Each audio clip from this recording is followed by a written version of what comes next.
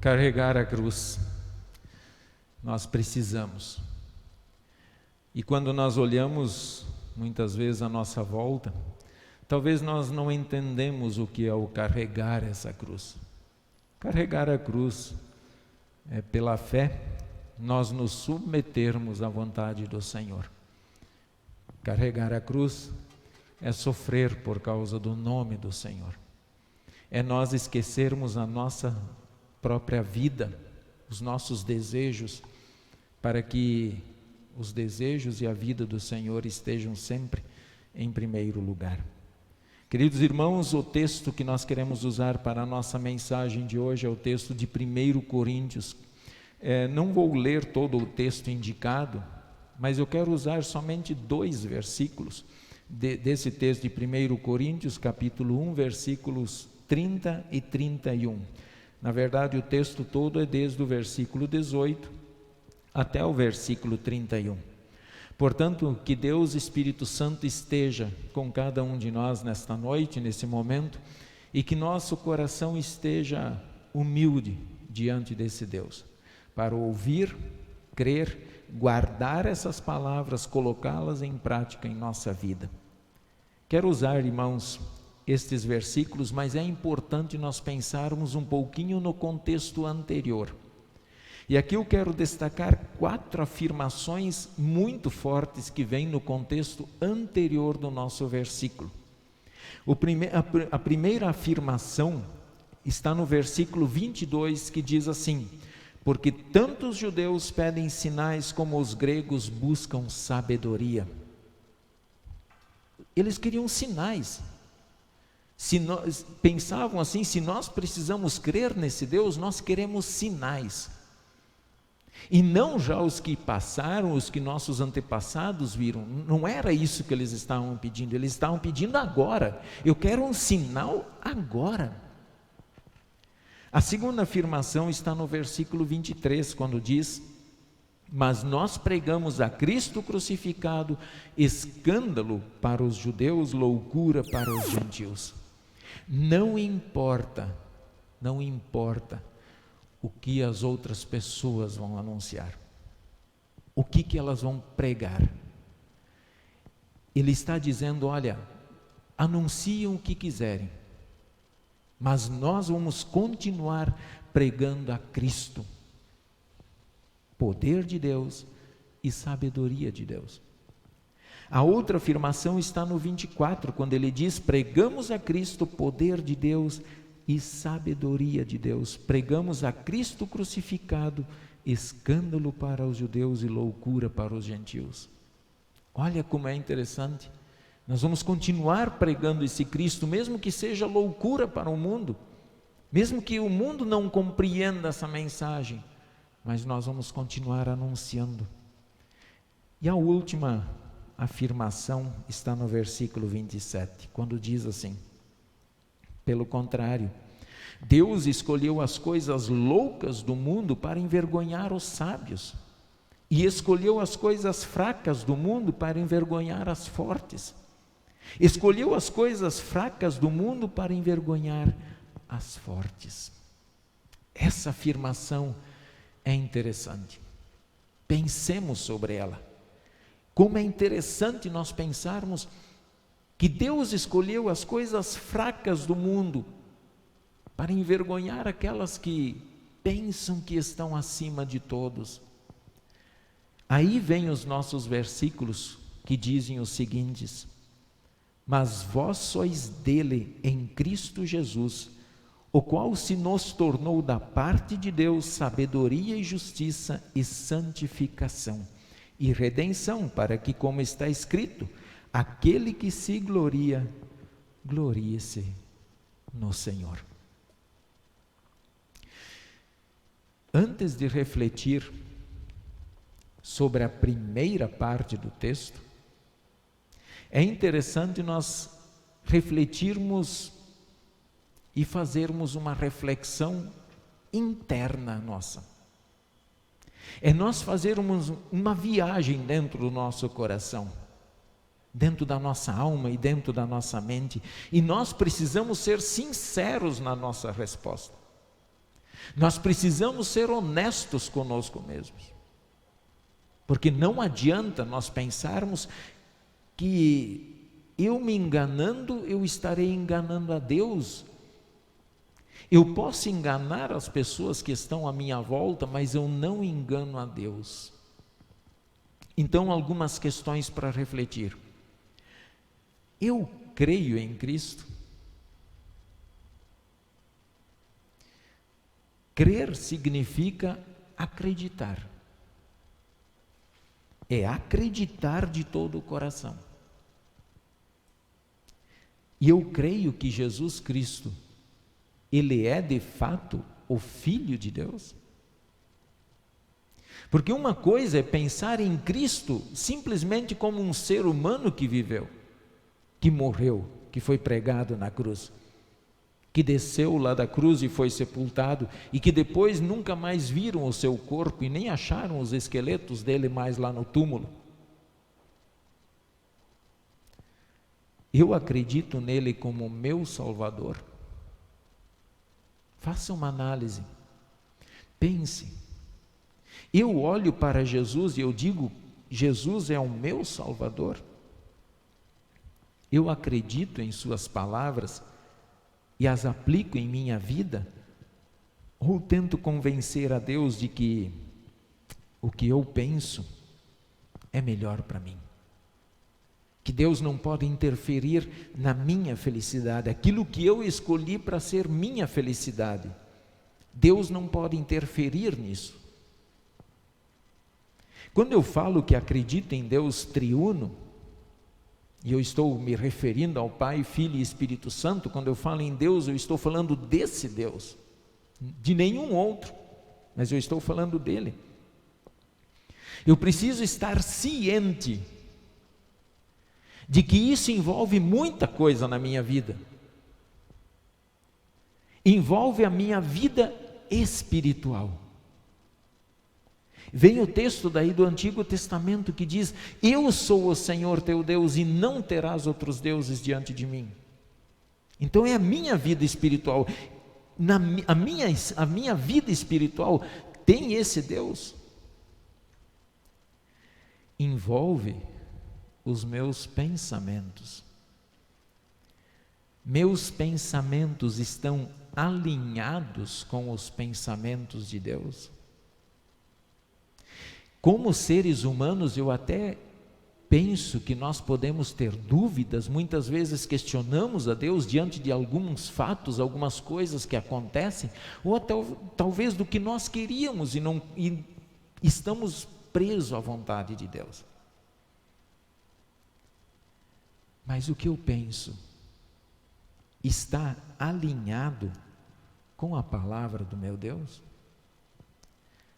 Envolve os meus sentimentos, os meus desejos. E nós somos tentados, dia e noite nós somos tentados.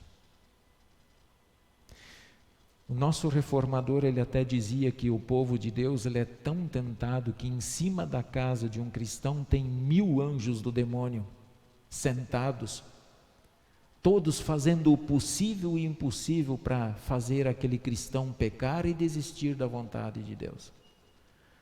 Quem não acredita, basta ter 1 ou 2 demônios sobre o telhado, porque lá já está tudo controlado. Quando eu falo, eu acredito em Jesus, em Deus, os meus desejos, os meus sentimentos, eles estão de acordo com o que Deus tem proposto para a vida de um cristão, do seu povo. Quando todo o nosso ser anda no caminho do Senhor, que é Cristo, então nós podemos afirmar, cremos no Senhor Jesus. Cremos. Eu não estou aqui tratando e não estou querendo passar uma ideia para vocês de que o cristão, ele é santo, que ele não vai mais pecar. Não é isso. Porque eu estou afirmando que nós, como cristãos, nós pecamos. dia e noite. E acabamos de pedir perdão por pensamentos, desejos, ações. Nós pecamos, essa é uma dura realidade para nós cristãos. Nós lutamos dia e noite contra os nossos próprios desejos muitas vezes. Mas isto faz parte do carregar a cruz, do ser cristão. Eu estou aqui falando que até quando envolve os nossos sentimentos, até o sentimento de arrependimento, de tristeza pelos pecados que eu cometo, isso faz parte da palavra de Deus. Pecar é normal para o cristão também, é normal. Ao mesmo tempo, eu não estou dizendo que os cristãos devem simplesmente cruzar os braços e dizer: eu não vou lutar contra o pecado. Mas eu estou dizendo que o cristão, ele tem algo especial na sua vida, que em Cristo Jesus ele tem o perdão do Senhor. E a palavra de Deus diz: arrependei-vos. João Batista pregava isso no Antigo Testamento, os profetas pregavam isso, Jesus pregou isso e depois os apóstolos continuaram pregando arrependimento. Então isso está muito intimamente ligado à vida cristã com o crer em Deus. O arrepender-se faz parte da fé do cristão. Quando em meu íntimo eu respondo: eu creio em Deus, agora faz sentido a primeira parte do nosso versículo 30. E agora eu quero entrar nele quando ele diz: vós sois dele, em Cristo Jesus. Vós sois dele. Esta afirmação traz a ideia de pertencer, fazer parte, estar no grupo, ser escolhido. Nós somente compreendemos e compreenderemos a dimensão do que é isso, pertencer ao Senhor, se nós conseguimos aceitar lá dentro do nosso íntimo que sou e somos pecadores. Sem esse reconhecimento eu não consigo ver o tamanho de Deus, eu não consigo sentir o poder de Deus, eu não consigo aceitar as coisas de Deus. Reconhecer os pecados, reconhecer que precisamos de Cristo. Nós precisamos de Cristo. Se nós não tivermos Cristo, nós estamos perdidos e condenados. Olha como diz, essa afirmação ela é tão chocante, ela é tão forte, ela é muito consoladora. Ela diz: vós sois de Deus em Cristo. E essa ideia, ela é reforçada em toda a Escritura Sagrada. Eu quero citar apenas 3 versículos aqui. Salmo 100, versículo 2: sabei que o Senhor é Deus, foi Ele quem nos fez, e dele somos o seu povo e rebanho do seu pastor. E olha, nós somos o seu povo, nós pertencemos a esse Deus. Salmo 23, 1: o Senhor é o meu pastor. Olha, o Senhor, Ele é o meu pastor.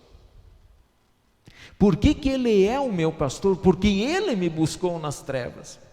Como diz o próximo versículo: pois todos vós sois filhos de Deus mediante a fé em Cristo Jesus. Somos filhos de Deus em Cristo. Essa ideia é legal. Em Cristo eu sou filho, fora de Cristo não sou filho. É duro ouvir isso, Muito, até mesmo porque queremos mandar na própria vida, queremos ser dono da própria vida. E já imaginou falar que sem Cristo eu não sou nada perante Deus? Não passo de uma criatura feita pelas suas mãos, pelo seu poder? E essa ideia de em Cristo, eu quero que imaginemos que esse balão aqui somos nós, seres humanos, cada um de nós representado aqui por esse balão. Eu tenho aqui em minhas mãos uma agulha. E vocês sabem o que acontece quando um balão tenta enfrentar uma agulha. Essa agulha aqui, nesse momento, ela representa Deus. Então, ele diz assim: vós sois de Deus em Cristo. Então, imaginemos que nós queremos chegar perante Deus da forma como nós estamos, simplesmente assim. Nós não resistimos. É exatamente isso, a santidade de Deus, ela nos consome. A ira de Deus faz com que nós viremos pó. Nós não conseguimos. No entanto, é interessante nós pensarmos assim: nós somos o balão. Cristo é esse pote. Cristo é esse pote. Então, agora, se eu vou perante o Senhor, eu posso conversar com Ele. Ele não me faz mal. Ele não me consome. Por quê? Porque eu estou em Cristo. Deus me preserva a vida, porque nós estamos em Cristo. Simples assim. O crer é loucura, mas perante Deus é simples assim. Quando nós chegamos envolvidos em Cristo, então Deus, Ele acalma a sua ira, Ele perdoa os nossos pecados e Ele nos dá uma vida eterna. Percebem o quanto é grandioso esta afirmação? Vós sois dele em Cristo Jesus. Para sermos de Deus, precisamos estar em Cristo. Fora dele, nada. E então o texto afirma que Cristo é a nossa sabedoria, nossa justiça, santificação e a nossa redenção. Por que sabedoria? Porque Cristo é a nossa sabedoria. Porque Cristo nos torna sábios para entrarmos no céu. Essa sabedoria aqui não depende de quanto eu estudei nesse mundo. Não depende do que eu sou capaz de criar nesse mundo para entrar nesse céu. Cristo é a minha sabedoria. Por que Ele é a justiça? Porque Ele nos tornou santos pela obra que Ele fez. Ele nos considerou justos, o Pai nos considerou justos porque nós estamos em Cristo. Santificação, porque Ele me faz levar uma vida de testemunho, uma vida consagrada, uma vida de carregar a cruz. E por que redenção? Porque Ele me redime, Ele me perdoa, Ele me transforma e Ele me dá a vida eterna. Cristo é isto, Cristo é isso na nossa vida, e por isso que nós consagramos todo o nosso ser a Ele. Se não acreditarmos em Cristo, não somos dele. Essa afirmação, ela dói, ela dói. Se você quer chegar perante o Pai Celeste, não pense em chegar sozinho, porque você vai se dar mal. Você não vai chegar lá. Ele não vai nem te receber. Ele não vai nem abrir a porta. Portanto, creia em Cristo. Irmãos e irmãs, nós vivemos tempos difíceis, muito difíceis. Tempos complicados para a nossa vida. Tempos que de fato trazem ao nosso coração muita tristeza. Mas olha como é grandioso saber que nós somos do Senhor. Como isso é consolador. Nós vemos os enfermos, por exemplo, por que é consolador saber que é do Senhor? Porque esse Deus, Ele é o médico dos médicos. Aos desempregados, porque Ele é o Pai que nos providencia o pão de cada dia. Aos órfãos, porque Ele é o Pai que não abandona os seus filhos. Ele não abandona os seus filhos porque nós somos dele. Diante do mundo que está abalado por um vírus, Ele é o refúgio e fortaleza. Aos enlutados, como é bom pertencer ao Senhor, porque aos enlutados Ele dá o consolo e a certeza de que nós vamos estar junto com aquelas pessoas que amamos na presença desse Deus Todo-Poderoso. E se entrarmos na morte? Se Deus resolver nos chamar nesta noite, amanhã ou segunda-feira ou esses próximos dias, é consolador saber que somos do Senhor, porque vivos ou mortos, somos do Senhor. Olha, que afirmação fantástica, ser do Senhor, isso é tremendamente grandioso. E enfim, qualquer situação, ser do Senhor é muito consolador. Agora, nós podemos fazer o que o versículo 31 disse. Ele disse para nós nos gloriarmos no Senhor.